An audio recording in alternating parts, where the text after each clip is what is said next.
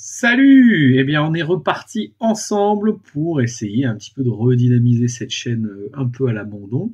Et quoi de mieux pour recommencer que de vous présenter un petit peu à partir de Letterboxd tous les films que j'ai pu voir en cette année 2025, que ce soit au cinéma, mais également aussi à la télévision, sur les plateformes de streaming. Ah voilà, je vais vous parler un petit peu de tous les films que j'ai eus cette année, pour vous donner un petit avis dessus, sachant qu'il y en a un, vous verrez lequel, qu'on va laisser un petit peu de côté, parce que je vous en parlerai un petit peu plus tard dans une critique face caméra qui sortira un petit peu plus tard. Alors on commence, nous avons ici Mission Impossible Fallout de Christopher McQuarrie. C'était l'un des seules missions impossibles que j'avais pas vu pour préparer le terrain pour The Final Reckoning. Ben, c'est meilleur. 4 sur 5, c'est meilleur. Ensuite, très joli, nous avons We Live in Time de John Crowley, avec Andrew Garfield et Florence Pugh. Une histoire d'amour qui peut sembler un petit peu banale, mais qui est plutôt mignonne dans l'ensemble, et qui est très bien réalisée, avec des jeux temporels bien ficelés. À la fois, on est dans le futur, on est dans le passé. Ça change, et c'est plutôt pas mal dans l'ensemble, donc 4 sur 5. Ensuite, un film français très difficile à regarder, Les Chatouilles d'Andrea Bescon et Éric Métayer. En dépit de quelques clichés quand même, voilà, je sors l'aspect véritablement, le message que ça veut transmettre, qui est difficile au sujet de la pédophilie. Mais par contre, en termes de réalisation, voilà, c'est peut-être un tantinet classique. Il y a peut-être quelques clichés aussi à droite et à gauche. Donc c'est pas mal, je mets 3 sur 5 pour le message qui est vraiment quand même très fort et qui déstabilise vachement. Il y a une sacrée performance aussi de la part des acteurs et surtout de Clovis Cornillac. C'est celui vraiment qui éclabousse le film tellement il est juste. Mais pas que dans ce film par ailleurs.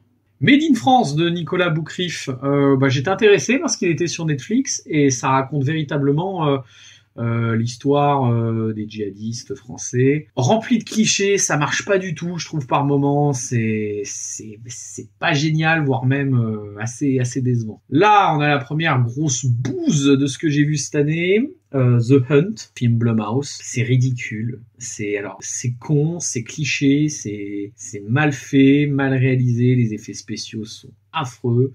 J'ai l'impression que c'est fait exprès aussi d'une certaine façon, mais en vrai, c'est clairement loin d'être terrible, quoi. Je précise, si vous me voyez de côté, c'est qu'en même temps je regarde l'écran pour voir les films qui arrivent après, parce que vous allez voir ce que je vois. Après, qu'est-ce que nous avons? Nous avons alors c'est la grande attaque du train d'or de Michael Crichton que j'ai vu, c'est passé sur Arte. C'est pas mal. Moi, j'ai regardé surtout parce que il y avait dedans Donald Sutherland qui nous a quittés récemment. C'est un bon film. Après, il y en a certains, j'ai dû les voir à la télé en faisant deux trucs à la fois. Et je dois pas en garder un super souvenir. Alors, The Fabelmans, je devais le voir depuis un moment parce que c'est, mine de rien, un film de Steven Spielberg qui va raconter son enfance, comment il a été un peu éveillé au cinéma. Franchement, c'est long, c'est chiant. Ça fait pas partie des meilleurs Spielberg. Pour moi, le pire reste celui-là avec Pentagon Papers, où on sent véritablement qu'il a tellement plus rien à prouver, Steven Spielberg, qu'il va s'embourber dans des récits un peu méta qui sont lents et surtout qui lui font plaisir à lui. Là, en l'occurrence, The Fabelmans, c'est assez décevant. There Will Be Blood de Paul Thomas Anderson, alors pour moi, c'est hyper verbeux, c'est hyper matu vu. C'est un peu ridicule aussi. Je comprends pas comment ce film peut truster les premières places. Il est adoré par beaucoup. Moi, je ne comprends pas. Après, c'est vraiment le problème, c'est d'un point de vue scénario. C'est des grandes litanies, juste pour montrer que c'est pompeux. Et moi, je supporte pas ça. Vomis beaucoup sur Xavier Dolan pour les mêmes raisons. Ensuite il y a La Fracture, alors le film un peu des Gilets jaunes qui a été fait en lien avec le mouvement des Gilets jaunes. C'est correct, c'est pas hyper d'un point de vue émotionnel, c'est pas hyper poussé, c'est pas hyper recherché. Ça reste sympa. Alors je l'avais pas vu le jour d'après de Roland Emmerich. C'est du Roland Emmerich, ça détruit tout, il y a des problèmes météorologiques qui cassent tout, c'est compliqué, c'est complexe. Oui, ça reste dans la moyenne. Peut-être moins bon que les derniers qu'il a fait, Roland Emmerich. Moonfall, moi, qui se fait décrier mais que j'adore, ou Midway aussi, sur la bataille de Midway au Japon. C'était deux très bons films de Roland Emmerich. C'est pas non plus du grand cinéma, hein. Mais là, en l'occurrence, le jour d'après, qui a de suite inspiré 2012, 3 ans plus tard, on n'est pas sur du grand cinéma, quoi. Donc bon, c'est du beau cinéma catastrophe, mais c'est pas du grand cinéma. Premier chef-d'œuvre que j'ai vu au cinéma en cette année 2025, Better Man de Michael Gracie. Alors, chef-d'œuvre dans le sens où tout est super bien construit, et puis ça va montrer quelque chose, c'est que Michael Gracie, c'est le maître pour faire des comédies musicales. Déjà, The Greatest Showman était entraînant, était fun, était super. Better Man, c'est pareil, et en même temps, il y a des zones d'ombre sur Robbie Williams. Moi, je trouve qu'il arrive à rendre intéressant Robbie Williams. Pas qu'il n'est pas intéressant, mais bon, de là, en faire un film. Et ce côté technique de vouloir en faire un singe, moi, je trouve que c'est plutôt justifié, c'est plutôt bien recherché, donc un chef-d'œuvre. Sonic 3, je lui ai mis combien? Je lui ai mis 2,5, je lui ai mis la moyenne. C'est un bon divertissement, ça casse pas trois pattes à un canard, à regarder juste pour la performance de Jim Carrey, qui est encore une fois excellent. Kate, alors c'est un truc hyper traditionnel de Netflix. C'est bien, il y a des bonnes scènes d'action, Woody Harrelson est intéressant dans ce film, il y a un bon casting, il y a Mary-Elizabeth Winstead aussi, mais bon. Ténor, alors je l'ai regardé parce que je voyais pas mal passer les choses sur TikTok là du film, les extraits. C'est sympa. Après, pour une fois, Michel Larocque est dans un bon rôle. Parce que je déteste les films avec Michel Larocque. Je trouve que c'est des films un peu bobos et c'est compliqué. Là, c'est plutôt sympa. Ça se regarde. Une très bonne surprise. Companion de Drew Hancock. Il me semble que c'est par le scénariste du film Ex Machina, plutôt. Et c'est super intéressant. Alors, c'est dommage parce que la bande-annonce vient dévoiler un sacré mystère que le film, dans sa campagne de promotion, aurait pu garder un petit peu discret.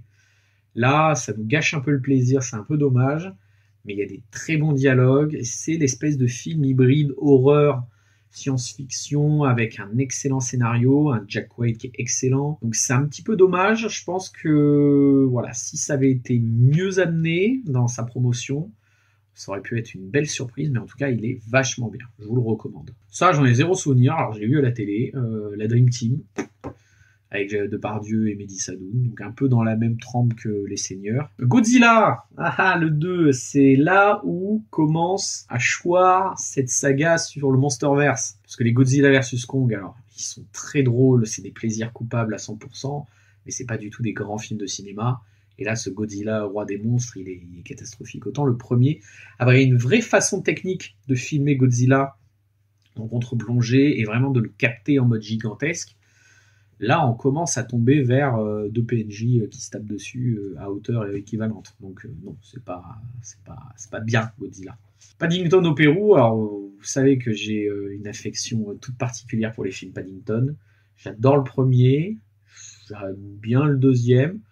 Bah là, le troisième, on sent que c'est plus Paul King qui réalise, parce que Paul King avait une vraie empreinte visuelle et une empreinte au niveau de l'atmosphère, au niveau de l'univers. Il arrivait à capter tout ce côté un petit peu british, ce côté film d'enfant, film enfantin, donc, que ce soit dans la colorimétrie, dans la réalisation. Il arrivait à bien faire ça. Là, je trouve ce Paddington au Pérou un peu impersonnel. C'est pas hyper bien réalisé. Et puis je comprends toujours pas le choix d'avoir voulu recast Sally Hawkins qui jouait la maman, je sais plus la nouvelle actrice, je crois qu'il y a le casting juste dessous, ça doit être Emily Mortimer je crois. Je comprends pas ce choix parce que Sally Hawkins a une aura qui explose dans tous les films et j'adore cette actrice. Donc un petit peu décevant Paddington au Pérou, c'est pas non plus... Ensuite, il y a ce Inside de Vassilis Katsoupis avec Willem Dafoe, un huis clos sur Willem Dafoe en voleur qui se fait emprisonner à son propre jeu dans cette baraque. C'est très contemplatif, il y a des beaux plans, il y a des beaux décors, il y a une belle couleur à l'image, mais par contre, c'est chiant. Très bon film, The Substance. De toute façon, Coralie Farja, moi j'aime beaucoup aimer Revenge, avec cette esthétique un peu pop, et ce côté très trash. The Substance, il y a un vrai rapport au corps qui est dynamique, c'est foisonnant de couleurs, c'est foisonnant de références, c'est foisonnant d'idées de réalisation qui sont excellentes. Donc, très bon film, The Substance. Ah, Fantastic Mr. Fox. Moi, j'adore, alors, chef-d'œuvre pour moi, j'adore quand Wes Anderson se prête au cinéma d'animation. C'est toujours très bien écrit, c'est plein de couleurs, c'est vivant, c'est des personnages, donc pour le coup en stop motion, mais qui ont tous une identité qui est propre. Que ce soit ce film avec l'île aux chiens, pour moi, c'est des chefs-d'œuvre. Je ne peux pas rentrer dans les détails, hein, bien évidemment. Il y a 62 films, encore une fois. Captain America Brave New World, bah c'est nul. C'est nul. C'est chiant, c'est long, ça ne raconte rien. L'image, alors je sais pas si c'était la 3D, mais là l'utilisation de la 3D est catastrophique. Ça vient brouiller un petit peu les plans larges. C'est mal à raconter. C'est censé apporter une nouvelle dynamique à la suite du Marvel Cinematic Universe, mais ça ne raconte rien.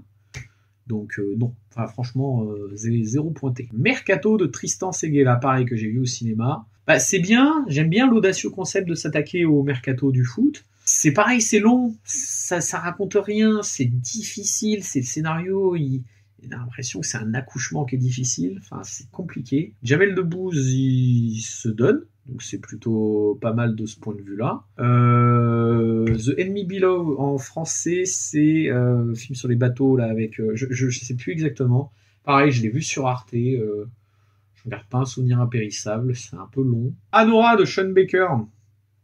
Alors la spécificité, c'est que je l'ai vu dans un vieux cinéma à Prague. J'étais en voyage à Prague.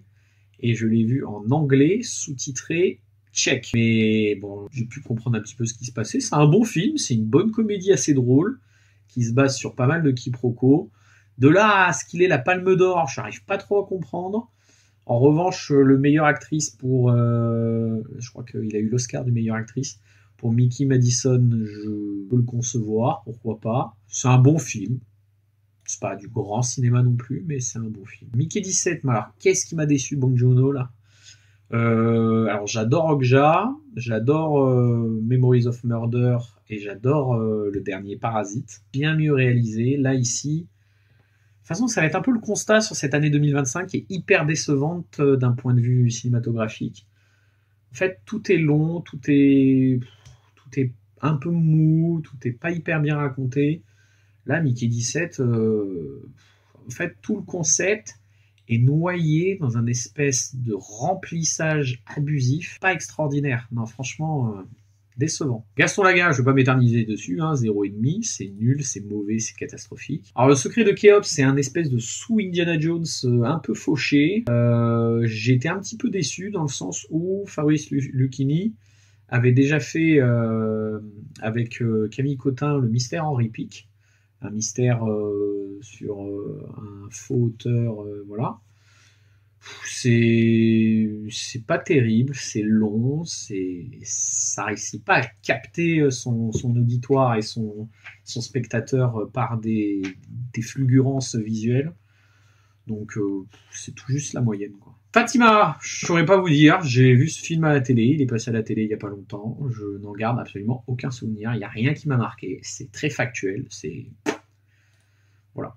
Tom et Jerry, alors là c'est pareil, juste la moyenne parce que c'est pas marquant, il se passe rien. Donc, Novocaine, alors s'il y a bien un film qui est le parangon un peu de cette année 2025 décevante, je pense que c'est Novocaine, parce que le concept est très cool, l'affiche faite par intelligence artificielle beaucoup moins, et surtout le film est terne et gris et mal filmé.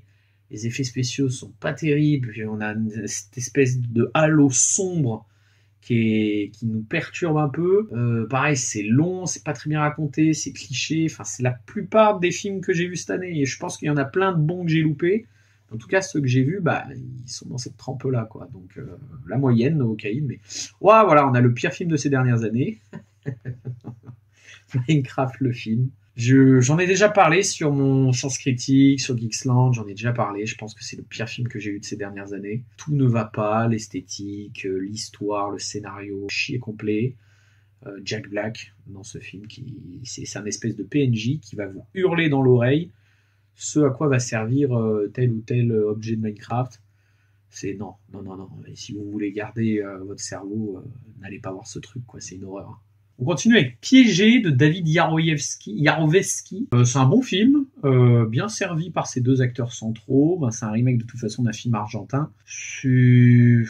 C'est pas mal. Je pense que ça aurait pu être un peu plus dynamisé. On sent qu'il y a un moment donné, le réalisateur sent qu'il a le besoin de faire bouger la voiture dans d'autres lieux avec son personnage central à l'intérieur parce que c'est mou et c'est en train d'être compliqué d'un point de vue scénaristique de faire avancer l'histoire et de remplir un peu tout ça. Donc, ensuite, nous avons Electric State, c'est typiquement le gros blockbuster des frères Russo, catastrophique, qui n'a rien à raconter. C'est typiquement le blockbuster vide et sans âme. Elias, plutôt une bonne surprise là de Florent Emilio Seri, parce que on est sur un espèce de transporteur film de Statham, mais avec Roche Dizem.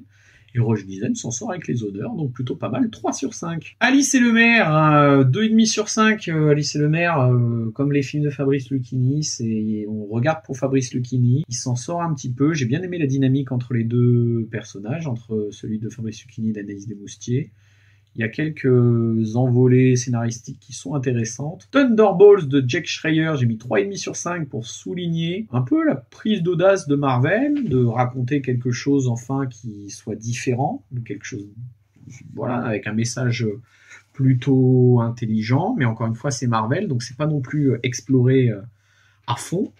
Et on peut trouver ça dommage. Mais pour la prise de risque et pour le fait que tous les précédents films avant Thunderbolts soient nuls à chier, 3,5, ça mérite largement. Une pointe d'amour de Maël Piriou, j'avais même pas noté, donc je vais le noter, je vais mettre 4 sur 5. Vraiment, c'est touchant, il y a un beau message derrière et une performance, encore une fois, de Grégory Gadebois qui est exceptionnelle. Alors, Do You Saint-Tropez, Mystère à Saint-Tropez, pareil, je l'ai pas noté, je vais lui mettre 0,5 sur 5, je vais même pas m'étaler dessus parce que c'est catastrophique. Ensuite, l'histoire de Suleiman, je l'avais pas noté non plus, je vais lui mettre 3 sur 5 parce que il a été auréolé au Festival de Cannes et au César. Il a rien de spécial en fait, c'est convenu, classique, surtout pour son, je pense que bon, c'est pour son côté un peu politique, film politique qu'il a eu tout ça, mais je comprends pas. Speak No Evil, alors j'ai pas vu l'original, j'ai vu que le remake, c'est le remake avec James McAvoy. Oui, ouais, c'est bien. Bonne performance de James McAvoy, on sent qu'il surfe encore un petit peu sur sa performance dans Split et dans Glass. Ensuite, Sinner de Ryan Coogler, ma bonne surprise cinéma de l'année, Sinner. Bah c'est génial, c'est super, c'est dynamique, c'est frais, il y a un vrai mélange entre western et horreur. Et puis ce fameux passage de Rocky Road to Dublin, c'est une des meilleures scènes que j'ai vues au cinéma pour l'instant cette année. Ballerina de Len Wiseman, 1,5 sur 5. Sinon j'ai mis 4 sur 5. 1,5 sur 5 pour Ballerina, qui est catastrophique. Mon gros coup de cœur pour l'instant de cette année, c'est mon film numéro 1 de cette année, La vie de Chuck, de Mike Flanagan. Une réussite, 5 sur 5, une réussite. Je pense que ce film, je dois retourner le voir, tellement il est démentiel, et tellement il y a des messages, je pense, il y a des clés que j'ai ratées à l'intérieur, et rien que l'ouverture qui glace le sang, ce film est magnifique. 13 Days, 13 Nights in the Hell of Kabul de Martin Bourboulon. Là, encore une fois, bon film avec Roche Dizem. J'ai vu beaucoup de films avec Roche Dizem cette année. Il est très bien ce film, il y a une bonne montée en tension, il y a une bonne utilisation de tous ces figurants et c'est assez réussi. 3,5 sur 5. Elio, le dernier Disney, j'ai mis 3,5 sur 5 aussi. Je trouve que bon, il est assez mésestimé, assez décrié pour pas grand chose. C'est pas un film qui va marquer, mais par contre, ça reste un Disney qui est efficace, avec une bonne dynamique entre les deux personnages principaux. F1, je vais me faire des ennemis, mais j'ai adoré F1. Moi, j'ai adoré. Pas dans le sens faire attention à l'histoire, parce que, ok, c'est convenu, voilà, c'est un peu cliché, c'est le vétéran qui va aller coacher le petit jeune.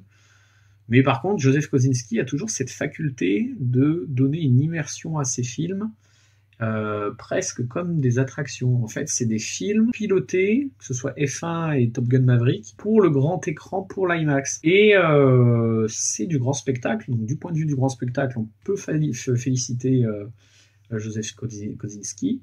C'est plutôt très bien réalisé. Il y a des belles images. C'est un travail très pro. Après, c'est un peu fade, voilà, d'un point de vue scénaristique, mais ça reste un très bon divertissement. J'ai mis 4 sur 5. Jurassic World Dominion, 2,5 sur 5. C'est l'espèce de Avengers Endgame de Jurassic World, là, qui n'a rien à faire là, qui est catastrophique, qui ne raconte rien. Bah, Superman de James Gunn, j'ai mis 1,5 sur 5 parce que tout rembobiné, nous chier ce truc, compliqué quand même. Enfin, je ne sais pas, il y a une manière de traiter le super-héros, alors, comme dans les comics, donc on peut se féliciter de ça, mais par contre, non, d'un point de vue développement du personnage, d'un point de vue, moi je trouve que ça reste Crypto le mieux développé en fait. Enfin, non, c'est... On a un méchant, un gentil, le méchant, le gentil se fait tataner de tous les côtés, et du coup, le gentil, il est gentil. Hein. Le méchant, il est très méchant. Et du coup, on nous fait toute une scène pour montrer Clark et Lois qui, oh là là là là, sont en fait un couple comme dans la vie de tous les jours. Je sais pas. En fait, j'ai pas la recette qui fonctionne parce que certains diront que oui, ce film a des choses aborde Superman différemment, aborde le cinéma de super-héros de façon différente. Man of Steel était beaucoup mieux. Man of Steel avait des traitements plus humains, des traitements, on va dire, plus personnels, plus profonds, plus recherchés. Là, c'est grand guignol, quoi. I Love Peru de Raphaël Quenard, j'ai mis 3,5. Alors là, pareil, hein, Raphaël Quenard est un personnage qui divise. Mais qu'est-ce que c'est génial. Enfin, c'est irrévérencieux, il y a un ton, qui est extrêmement drôle. J'aime beaucoup ce film et il y a des moments où vraiment j'ai ri parce que c'est bien écrit. On sent que véritablement, c'est pas un film sur un mec qui a le melon qui va se prendre pour ce qu'il n'est pas, mais surtout un film de potes. Et je trouve ça intelligent et plutôt bien tourné, même si j'ai pas trop compris tout le délire autour du Condor. Voilà. C'est un film sur Raphaël Quenard, c'est un petit peu dans la mouvance Dada, dans la mouvance surréaliste. Je trouve que c'est réussi, que Raphaël Quenard va encore en faire beaucoup. Bon, j'ai bientôt fini. Hein. Working Man avec Jason Statham, j'ai mis 3 sur 5, parce que c'est drôle, c'est fun, c'est Jason Statham, encore une fois, qui va exploser tout le monde. D'un point de vue de la réalisation, il y a strictement rien. D'un point de vue de l'histoire, c'est creux, c'est cliché, mais je me suis plutôt bien amusé, donc 3 sur 5. Qu'est-ce qu'on a d'autre? The Call-Up, un truc sur Amazon Prime, 0,5 là, sur les joueurs qui se retrouvent dans une espèce de jeu vidéo où ils peuvent se faire tuer quand même pour de vrai. Pareil, Amazon Prime, c'est nul aussi. Classified de Roel René avec Aaron Eckhart. J'ai cru que c'était un bon film policier, mais non seulement c'est moche, mal filmé et cliché, et alors en plus le doublage d'Amazon Prime, j'ai cru que j'allais me taper la tête contre un mur. Hein. Ensuite, on a les 4 Fantastiques First Stage. J'ai mis 3,5 sur 5. J'expliquerai pourquoi. C'est un film que j'ai vu beaucoup de fois, donc j'en ferai une analyse vidéo un peu plus développée. Hérétique avec Hugh Grant. Hugh Grant un peu fou qui reçoit 2 missionnaires de l'église catholique pour leur faire comprendre, de croire, ne pas croire, etc. Bah, c'est très bien, Hérétique. Moi, j'ai beaucoup aimé toute cette déconstruction, notamment quand il explique par rapport au jeu de Monopoly, toute cette déconstruction des religions. J'ai trouvé ça très intelligent. Donc, un bon film, Hérétique. Brick, ce fameux film sur Netflix allemand, sur il y a un mur briqué qui entoure la maison. J'ai cru que j'allais retrouver quelque chose de semblable à... comment ça s'appelle? Le film français, où ils étaient confinés dans une tour. Je crois que c'était La Tour, de Guillaume Niclou. Il n'en est rien, c'est long, ça raconte rien, les dynamiques entre les personnages ne marchent pas du tout, donc non, c'est 0. Ensuite, le procès du chien de Laetitia Doche, 3 sur 5, c'est très drôle, c'est plutôt bien écrit. Et c'est assez frais de voir ça dans le cinéma français. Le deuxième acte de Quentin Dupieux, j'ai mis 4 sur 5, parce qu'il en a fait beaucoup, Quentin Dupieux, hein, des films. Il en fait quasiment un par an. Il y en a beaucoup, je comprends pas ce qu'ils font là, mais le second acte, le deuxième acte, excellent, une très bonne dynamique entre ce quatuor d'acteurs. C'est un adepte, Quentin Dupieux, de façon de la mise en abîme. Et là, la mise en abîme, elle est drôle, quoi. C'est des comédiens qui ont ras-le-bol de tourner dans des merdes mal écrites. Et je trouve ça très drôle, très réussi, avec des bonnes semi-chutes au cours du film. Ni trop long, ni trop court. Moi, franchement, quand il fait des moyens métrages, Quentin Dupieux, j'adhère. Le deuxième acte, très bien. Second tour d'Albert Dupontel, c'est une déception monumentale. J'ai mis 2 sur 5, parce que c'est loin du niveau de Au revoir là-haut et d'Adieu les cons. Je trouve que c'est limite trop convenu. Il raconte quelque chose... ce jeu de la présidentielle, là, on voit venir les retournements de situation. C'est dommage, c'est pas hyper réussi et vraiment on peut être déçu, quoi. La gorge de Scott Derrickson, j'ai mis 2,5 sur 5, j'ai mis la moyenne. C'est un bon divertissement, je trouve ça décevant que ce soit Scott Derrickson qui ait fait ça, parce qu'on sent une petite patte d'horreur, mais par contre, c'est pas poussé à son paroxysme et c'est dommage. C'est limite un peu décevant, même s'il y a une bonne alchimie entre Miles Teller et Anya Taylor-Joy. Ça se regarde sur Apple TV+, mais c'est pas non plus extraordinaire. Et enfin, Fumer fait tousser de Quentin Dupieux. J'ai mis 2 sur 5 parce que il fait partie de ces Quentin Dupieux qui sont pas hyper marquants. Voilà, 62 films, vous avez de quoi faire, s'il y en a certains que j'ai pu vous conseiller ou pas à travers tout ça. Et moi je vous dis à bientôt pour la critique des 4 Fantastiques. Salut!